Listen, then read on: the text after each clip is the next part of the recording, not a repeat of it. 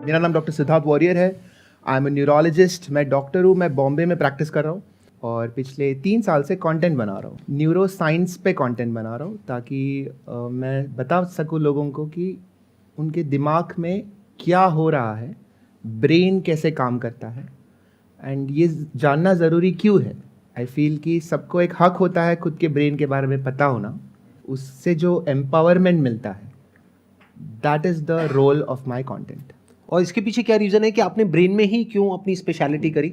ये तो थोड़ी लंबी कहानी है। When I was in school मुझे साइकोलॉजी में बहुत इंटरेस्ट था कि लोग ऐसे क्यों बिहेव करते हैं, why are we the way we are. तो इसमें मुझे काफ़ी क्यूरियोसिटी होती थी कि ह्यूमन बिहेवियर पे। तो पहले मुझे लगा कि मैं साइकोलॉजी करूँगा, but my dad is a MD medicine doctor, और वो एक इन्फ्लुएंस हुआ कि चलो मेडिसिन कर लेते हैं। बट वो साइकोलॉजी का जो क्यूरियोसिटी है वो हमेशा रहा मेरे साथ। Then I realise that psychology is understanding a human person from the outside, लेकिन एक तरीका होता है पता करने का, वो है थ्रू द इनसाइड। तो ब्रेन के अंदर जो वायरिंग है, जो केमिकल्स है, जो नेटवर्क्स है, उससे भी पता चल जाता है कि लोग ऐसे क्यों है। तो आप क्या प्रॉपर स्कैन्स में देखते हो? जी। ये तो आपका डे टू डे प्रैक्टिस होगा आई थिंक, जी राइट? जी, MRI कर लेता हूँ, CT स्कैन कर लेता हूँ, और भी डिटेल टेस्ट होते हैं, जैसे फंक्शनल MRI होता है। फंक्शनल MRI में आदमी अंदर लेटा हुआ है और अगर उनको गुस्सा आ रहा है तो एक particular part of the brain will light up. ये कैसे पता कि गुस्सा आ रहा है? ये भी तो हो सकता है कि कोई और फीलिंग हो जिसको हम गुस्से की तरह इंटरप्रेट कर रहे हैं। ब्यूटीफुल। अभी आप ऑलरेडी न्यूरो साइंटिस्ट जैसे सोचना शुरू किए हो। ये जो हर एक इमोशन का जो ओवरलैप होता है, ये बहुत इंटरेस्टिंग होता है। बिकॉज बचपन में हम लोग सोचते हैं कि प्यार अलग है, गुस्सा अलग है, जेलसी अलग है, लेकिन ये सब में जो कनेक्शंस है वो न्यूरो साइंस अभी पता कर रहा है कि there is a lot of fear in love, there is a lot of love in jealousy. So all these different things, उसमें जो ओवरलैप जो होता है वो न्यूरो साइंस के थ्रू हमें एक अलग तरीके से देखने मिलता है। तो हम एक तरीके से इन दो इमोशंस के बीच में या किसी भी दो इमोशंस के बीच में एक लाइन नहीं खींच सकते और ये नहीं कह सकते कि ये है और ये है। जैसे हमने MD मेडिसिन में ये सीखा कि हम लोग बोलते हैं कि कार्डियोलॉजिस्ट के पास जाओ, हेपेटोलॉजिस्ट के पास जाओ, न्यूरोलॉजिस्ट के पास जाओ, लेकिन बॉडी एक ही है ना।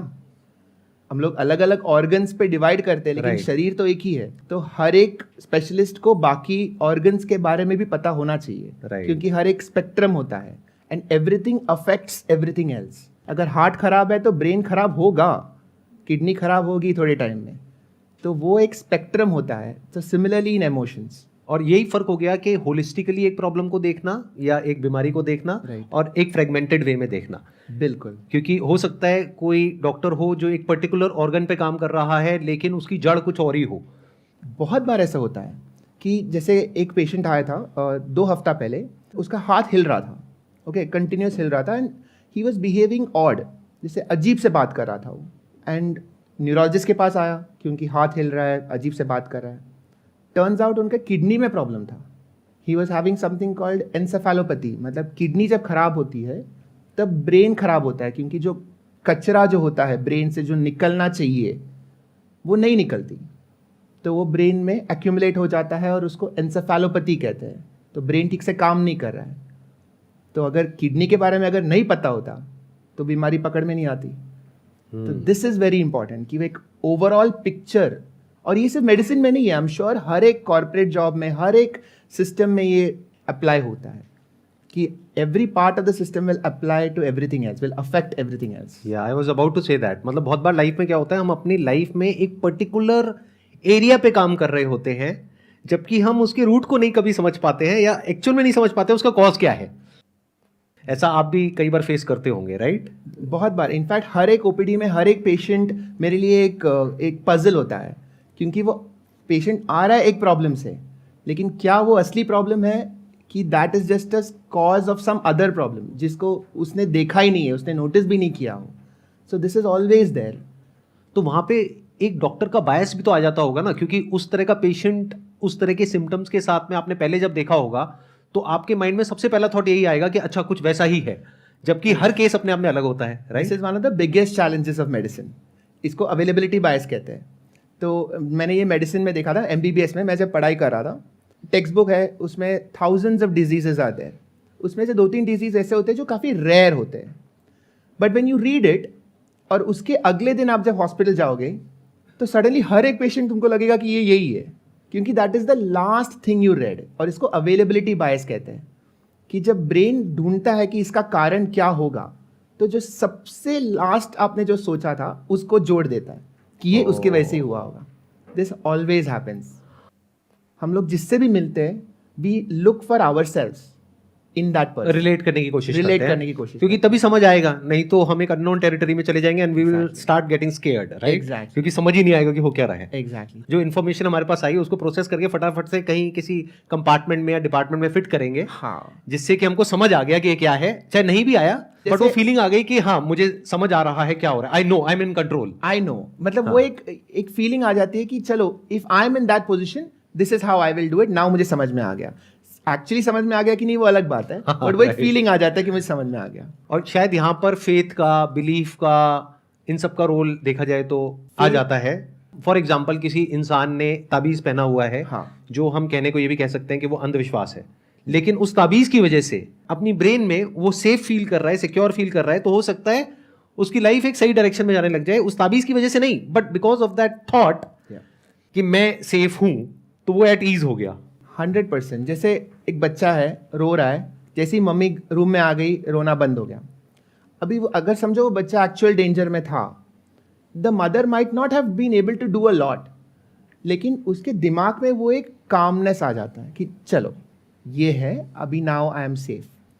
अगर if the mother is not there, लेकिन मम्मी ने एक लॉकेट दिया है और वो बंदा पहन रहा है वो लॉकेट, तो वो साइकोलॉजिकल कनेक्शन अभी भी हो सकता है कि चलो, in my mind my mom is there with me, तो that can give you enough calmness to do the actual work। तो मैं हमेशा सोचता हूँ कि रिलीजन और स्पिरिचुअलिटी का एक बहुत ही बड़ा हिस्सा है फेथ। आप किस पे फेथ कर रहे हो is secondary to do you have faith at all. Faith is more important. तो अब थोड़ा सा टॉपिक को चेंज करते हैं, क्योंकि इतना डीप ना हो जाए कि सारे डूब जाएं और सब सो जाएं, लोग लेट जाएं, उनके मुंह से झाग निकलने लग जाए और फिर आपको उनका इलाज करना पड़े।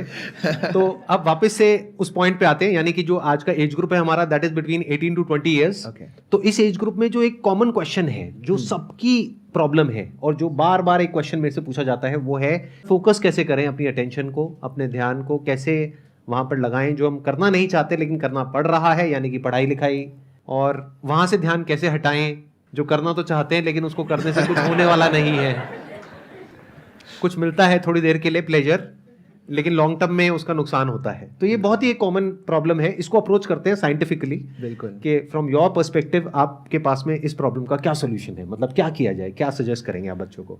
मैं सबसे पहले कहना चाहता हूँ कि ये आपकी गलती नहीं है। सबसे पहले thank you are very welcome. क्योंकि घर पे सारे यही सुनते रहते हैं ना कि तेरी गलती है। तो पहली बार कोई ऐसा इंसान आया, वो भी एक डॉक्टर, इतने बड़े डॉक्टर, जो कह रहे हैं कि आपकी गलती नहीं है, तो इसका मतलब ये नहीं है कि आप वो करते रहो जो आप कर रहे हो। ये नहीं कहा है इन्होंने, तो आगे भी पूरी बात सुन लो। हाँ, मतलब सिर्फ इतना क्लिप एडिट मत करना, आगे भी है। ये आपकी गलती इसलिए नहीं है कि जब आपका ब्रेन इवॉल्व हो रहा था over the last 50,000, 1 million, 10 million years से, उसका प्रायोरिटी बहुत अलग था। उसका प्रायोरिटी था सर्वाइवल, एंड सर्वाइवल के लिए 2-3 चीज़ें इंपॉर्टेंट है। खाना, दोस्त सपोर्ट के लिए कि कोई मारने आए तो, कम्युनिटी, पार्टनर, स्पीशीज़ को आगे बढ़ाने के लिए, और कुछ डेंजर है तो उससे दूर जाना। बहुत ही सिंपल है। आज के ज़माने में एग्ज़ाम देना ये इम्पॉर्टेंट है कि नहीं, हमारे ब्रेन को कैसे पता? क्योंकि एवोल्यूशनरी एग्जाम करके कुछ था नहीं। तो you are telling your brain कि एग्जाम इंपॉर्टेंट है, बट ब्रेन देख रहा है कि अगर मैं नेटफ्लिक्स देखूं तो मुझे एंटरटेनमेंट मिलेगा, मुझे मज़ा आ रहा है। और मज़ा आना इज़ अ गुड थिंग, क्योंकि मज़ा आने के लिए एवोल्यूशन ने काफ़ी कुछ किया है। हाँ, मतलब किसी को मज़ा आया था तभी आप यहाँ बैठे हो।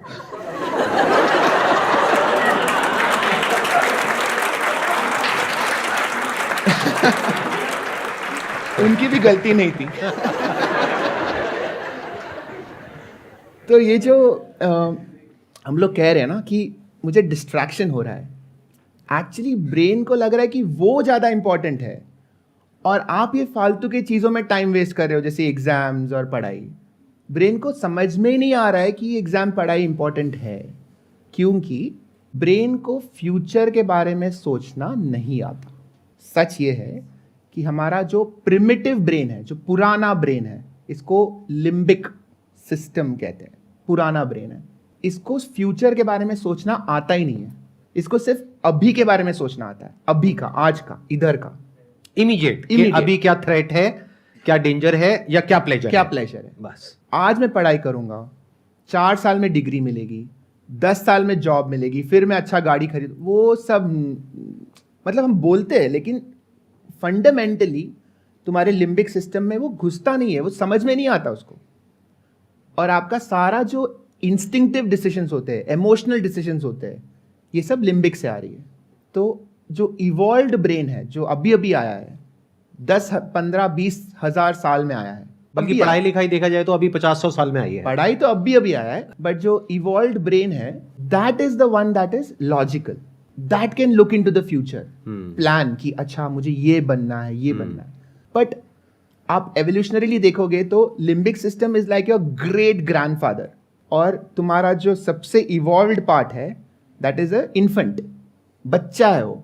तो कोई भी बच्चा ग्रेट ग्रैंडफादर को नहीं बता सकता कि ये करो, this is how you are born with this inequality, तो एक चांस ही नहीं है। But as you keep growing, हमारा इवॉल्व पार्ट, जिसको PFC कहते हैं, उसका फुल फॉर्म है प्री फ्रंटल कॉर्टेक्स, जो if you tap your forehead, उसके जस्ट पीछे जो पार्ट है, that is the most evolve part. As you keep growing, इसी को मैच्योरिटी कहते हैं, कि pre frontal cortex becomes stronger and stronger. It develops the capacity to tell the limbic system कि ये करो, ये नहीं करो। और वो स्ट्रांग कैसे होता है?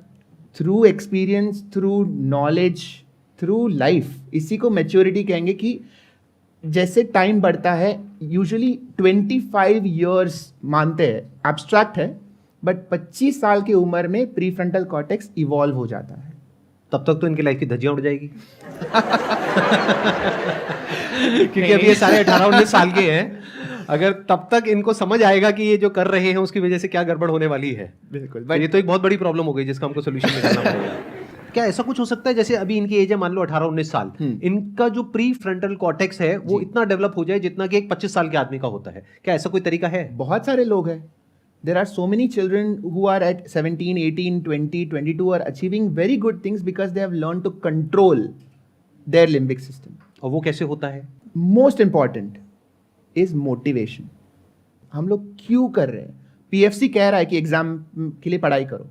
क्यों पढ़ाई करें? अगर वो क्यों बहुत क्लियर है दिमाग में, तो PFC will overcome the limbic. और वो क्यों सिर्फ क्लियर होने से नहीं होगा। मान लो किसी को क्लियर हो भी गया, बट कुछ देर के लिए क्लियर हुआ, फिर उसके बाद में और जो हमारा जो डिफॉल्ट सिस्टम है उसने ओवर पावर कर लिया उस क्यू को। तो that cue has to be reinforced and it has to be a constant thought and a constant reminder, और वो डोमिनेटिंग थॉट होना चाहिए, तभी वो हमारी बायोलॉजी को सरपास कर सकता है। राइट? दोनों बायोलॉजी है, ऐसा नहीं है कि एक बायोलॉजी और एक नहीं है, बट जो लिम्बिक का क्यू है, द लिम्बिक का मोटिवेशन है, वो 1 बिलियन ईयर्स से हो रहा है। अगर आपने सुना होगा practice makes man perfect, the limbic has been practising for 1 billion years.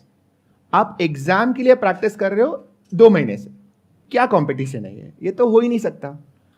So the more you practice that motivation कि मुझे ये करना है क्योंकि दैट मेन रीजन आप बार बार रीएनफोर्स करते जाओगे, तो that PFC can overcome the limbic. So there is no clear cut finish line. जो फिनिश लाइन है वो हमने बनाया है, एक कहानी है कि एक एब्स्ट्रैक्ट फिनिश लाइन हमने बनाया कि चलो ये हुआ तो खत्म। Trust me, I have given more than 25-30 exams, और हर एग्जाम के टाइम में मैं सोचता था कि बस ये एग्जाम अगर क्लियर हो जाए तो लाइफ सेट है। बट वो नहीं होता, बिकॉज एग्जाम के बाद you are still struggling. There is a new struggle. There is always a new struggle. But ये उसी को समझ आता है जो उसको अचीव कर लेता है। Exactly. हाँ. क्योंकि मैं जब 12th में था, MBBS फर्स्ट ईयर में था, मुझे लगता था कि ये अगर एग्जाम क्लियर हो जाए तो I am done. But that is not true. अभी मैं कॉन्फिडेंटली बोल सकता हूँ कि ऐसा नहीं है। नहीं, बट दो अलग अलग प्रॉब्लम्स हो गई। एक हो गई हैप्पीनेस प्रॉब्लम, हाँ। एक हो गई survival problem. Happiness problem is कि हमें ये लगता है कि ये करके मैं खुश हो जाऊंगा, तो खुश तो कभी होते ही नहीं। Happiness is an illusion, scam है पूरा का पूरा जो आपको बेचा जा रहा है। कहने का मतलब है एक है happiness problem which is a very big problem in itself. वो है उन लोगों के लिए जिन्होंने वो पा लिया है जो वो पाना चाहते थे और उनके पास में एक रीजनेबली कंफर्टेबल लाइफ है। अभी एक बार को उस डिपार्टमेंट को छोड़ देते हैं, अब बात करते हैं ऐसे बच्चे जिनके लिए प्रॉब्लम है सर्वाइवल की, यानी उनके घर के खर्चे की प्रॉब्लम है, घर में फाइनेंशियल प्रॉब्लम है, उन्हें कुछ ना कुछ तो करना ही है अपना और अपने माँ बाप का पेट भरने के लिए। अब वो बच्चे क्या करें? अगर आपको रेस दौड़ना है, अगर आपने पहले ही डिसाइड कर लिया कि ये रेस मैं नहीं जीतूंगा, इसमें प्रॉब्लम ये नहीं है कि आप फेल हो गए या सक्सीड हो गए, ये प्रॉब्लम ये है कि आप ट्रेन ही नहीं करोगे। और अगर आपने ट्रेनिंग नहीं किया, या समझो आपने ट्रेनिंग किया होता, तो उससे और क्या क्या बेनिफिट्स है ये आपने शायद सोचा भी नहीं होगा। It is not about the winning, but अगर समझो आपने ट्रेनिंग किया मैराथन दौड़ने का and you did not come first, in fact you did not even finish, 42 kilometres दौड़ना है, आपने 25 के बाद you got tired and you stopped. It still means that you now have a body that is capable of running 25 kilometers. And you are still fitter than everybody else in your class. Because nobody else is running even 10 kilometers. This is why I feel कि abstract finish lines बहुत tricky होते हैं. It's great for motivation, चलो मुझे उधर जाना है. But वहाँ तक अगर नहीं पहुँचे, तो भी आपने काफ़ी कुछ attain किया है जो आप, you can't put a number on that. And next time when you start running, you will run 30 kilometers. And you will still call yourself a failure. But you are not. अगर आप दूर से देखोगे तो you are not. आपने सिर्फ अगर वो 42 किलोमीटर्स के लाइन के थ्रू देखेंगे तो yeah, you are still a failure. But you are actually still growing. And that is, I feel, the only important thing in life. Are you growing? कि पहले से are you in a more capable state? Because life will keep on giving you different situation, हमेशा कुछ ना कुछ तो अलग challenge आते रहेगा। Your brain is trying to understand कि अच्छा ये नया सिचुएशन है, अभी मैं क्या करूँ। और पहले कभी अगर ये एक्सपीरियंस नहीं किया है तो द ब्रेन विल थिंक कि this is a stress. That is what stress is. Stress का मतलब क्या होता है? इट इज़ अ सिचुएशन जो ब्रेन को नहीं पता हैंडल कैसे करना है। तो अगर समझो मैं पहली बार लाइफ में स्टेज में बैठा हूँ, I would be so stressed right now, क्योंकि क्या हो रहा है, लेकिन इतने सारे लोग देख रहे हैं मुझे, आप इंटरव्यू ले रहे हैं, I know that millions of people might see this video, I will be, my heart rate will be high, because it's a new situation. मेरे ब्रेन को पता ही नहीं है इसको कैसे हैंडल करना है। Because I have been on stage 50-100 times before, this feels normal. The only reason this feels normal is because I went, you have been there, done that. Correct. मेरा स्टेज फियर हुआ था, मैं गाने गया था एक बार स्कूल में, ऊपर गया, मुझे गाने का लिरिक्स ही याद नहीं आ रहा है, पूरा स्कूल खड़ी है सामने, मुझे याद ही नहीं आ रहा है कि मुझे कौन सा गाना गाना था। आई सैंग सम अदर सॉन्ग जिसका मुझे लिरिक्स आधा याद था and I came down. But if that hadn't happened, then next time we would not have been a little more comfortable. And today I think my heart rate is around 65-70. ठीक है, this is normal. इसी conversation को थोड़ा सा और आगे बढ़ाते हैं। बहुत इंटरेस्टिंग है कॉन्वर्सेशन और बहुत इंपॉर्टेंट है ये कॉन्वर्सेशन सबके लिए समझना, स्पेशली मेरे लिए, क्योंकि I am really serious about finding a solution to this problem. क्योंकि प्रॉब्लम क्या है कि हम चाहे जितना मर्जी मोटिवेट कर लें लोगों को, ये सो कॉल्ड जो रेस है उसको जीतने के लिए, ये रेस है बड़ी सिंपल कि ये कट ऑफ है। तुम यहां पर आ गए तो तुम सक्सेस हो, नहीं आए तुम सक्सेसफुल नहीं हो। घर वाले, रिश्तेदार इसी तरीके से देखते हैं उस इंसान को। मतलब बड़ा सीधा सा है सक्सेस और फेलियर का मतलब कि भाई ये कर गए, ये क्रैक हो गया तो तुम सक्सेस हो, नहीं हुआ तो फेलियर हो। People don't look at it in a way कि तुमने 5 बार ट्राई किया और नहीं कर पाए फिर भी तुम कुछ कर गए। और ये भी अपने आप में एक बहुत बड़ा ट्रैप है, क्योंकि बहुत सारे लोग ऐसे हैं जो अपने प्रॉफिट के लिए इस तरह से लोगों को मोटिवेट करते हैं, कहते कोई बात नहीं, कोशिश करते रहो, 2 बार करो, 5 बार करो, 10 बार करो, फेल भी हुए तो क्या हुआ। क्योंकि 5 बार अगर आप लोगों ने कोशिश करी तो जिसका इंस्टीट्यूट है जो वो आपको उस एंट्रेंस के लिए तैयार कर रहा है उसका तो पैसा बन गया, आप जाओ भाड़ में, सीधी सी बात। तो वो तो यही बोलेगा ना। बट डेटा क्या कह रहा है कि चाहे कोई कितनी भी कोशिश कर ले, ये प्रॉब्लम का सोल्यूशन है ही नहीं। क्योंकि जब हमें दिख रहा है कि चेयर 4 हैं और उस पे बैठने वाले 4000 हैं, तो अननेसेसरी उन 4000 को मोटिवेट करना इज नॉट अ सोल्यूशन। तो सोल्यूशन क्या है जिसके बारे में मैं बात करता हूं अपने सेशंस में, कि उन लोगों को कुछ और भी एक्सप्लोर करना चाहिए। और भी बहुत सारे रास्ते हैं, सिर्फ ये 2 या 3 रास्ते नहीं हैं जहां पर कंपटीशन बहुत ज्यादा है, जहां पे मार्केट मची हुई है, और भी एक्सप्लोर करो, but then they do not explore other options. क्यों? क्योंकि वहां पे डर लगता है। तो वहां पर एक चीज हमको रोक रही है, which is again primitive, link to the limbic system, that is fear. क्योंकि वहां पे अपने बेस पे कुछ करना पड़ेगा और घर वाले भी सपोर्ट नहीं करेंगे। मैं ठीक कह रहा हूं ना? प्रॉब्लम सब लोग रिलेट कर पा रहे हैं इस प्रॉब्लम से? उस रेस में भागना इज नॉट अ सोल्यूशन, क्योंकि अगर 4 बार इन्होंने ट्राई किया, उसके बाद भी अगर नहीं हुआ, तो ना ये यहां के रहे ना वहां के रहे। जो प्राइम एज है वो भी निकल गई, मोटिवेशन भी बिल्कुल खत्म हो गया लाइफ में। कहने के लिए इनको एक एक्सपीरियंस हुआ है, बट वो एक्सपीरियंस की एक्चुअल में कोई वैल्यू नहीं है। अगर कहीं जॉब करने के लिए जाते हैं तो जा करके बोलेंगे मैंने इस एंट्रेंस की तैयारी करी 4 साल तक, तो उसके बेस पे इनको कोई नौकरी नहीं मिलने वाली। नौकरी उसको मिलती है जिसका क्रैक हो जाता है और जो उसको कंप्लीट कर लेता है, बाकियों को नहीं मिलती है। That is a fact. तो अब इन लोगों को कैसे मोटिवेट किया जाए? अगर आप मेरी जगह पर हो, आप इनको कैसे मोटिवेट करोगे कुछ नया ट्राई करने के लिए? क्योंकि कुछ नया ट्राई करने के नाम से इनको डर लगता है, प्लस ये अपने इतने कंफर्ट जोन में है, उन प्लेजर्स ने इनको इतना घेर रखा है 24 घंटे, सोशल मीडिया ने, इंस्टाग्राम ने, इन सारी चीजों ने, कि उससे बाहर ही नहीं निकल पाते। और निकलते हैं तो निकलते ही उनको डर लगता है। तो इसलिए क्या कर रहे हैं, ये सब उसी रेस में भाग रहे हैं, जहां पे पहले से ही पता है कि करोड़ों में से कुछ का ही कुछ होने वाला है, बाकी सब धक्के खाएंगे। इसमें 2 चीज़ है।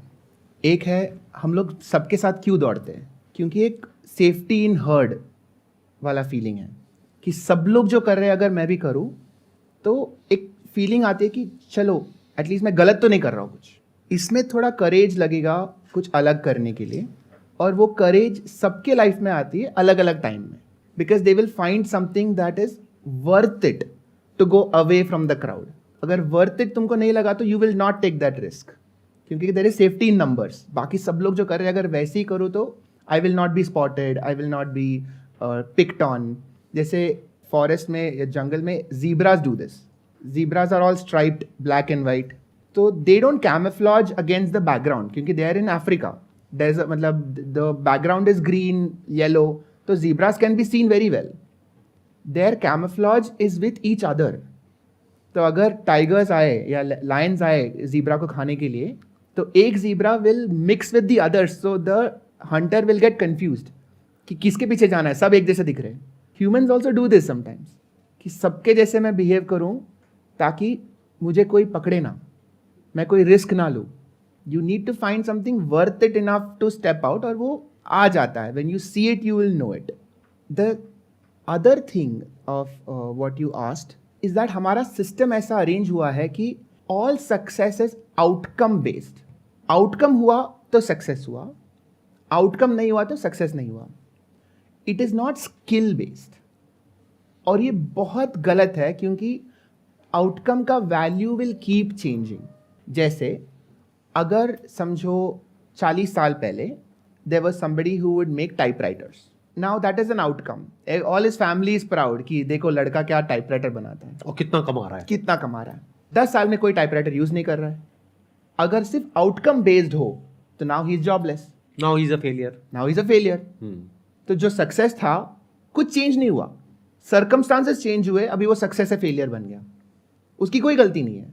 But suppose he is skill based, he knows how to manage mechanicals, he knows how to create things.